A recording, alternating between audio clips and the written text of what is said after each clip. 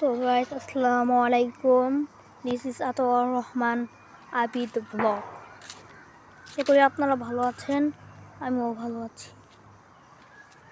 যে আমার নানু বাড়ি, ওখানে অনেক সুন্দর সুন্দর লেচু গাছ। এই যে এটা হচ্ছে লেচু গাছ, এটা আম গাছ। এই যে এটা হচ্ছে আম গাছ, আর এটা হচ্ছে ড্রাগন ফল, মানে ড্রাগন গাছ। আর ওই সাইডে যে একটা দেখতেছেন না, ওই গাছটা, ওটা হচ্ছে কাঁঠাল গাছ।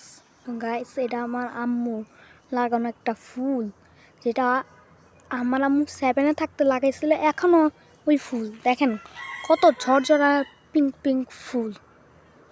ওই যে দেখতেছেন না, ওই যে বাড়ির ছাদের একটু উপরে একটা গাছ, ওটা হচ্ছে কাঁঠাল গাছ।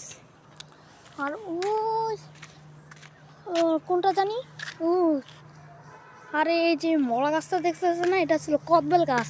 কিন্তু কদবেল নাই, গাছের অবস্থা খারাপ।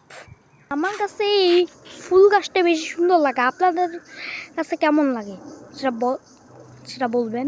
উপরে ছাদের উপরে যে একটা গাছ, এই গাছটার নাম আমিও জানি না, আমি, কিন্তু আপনারা জানলে পরে বললেন। আর এটা হচ্ছে আমাদের আরেকটা আম গাছ। আর ওইদিকে হচ্ছে সূর্য তাকায় আছে, এখনই সূর্য হয়তো 2 বাজতে পারে।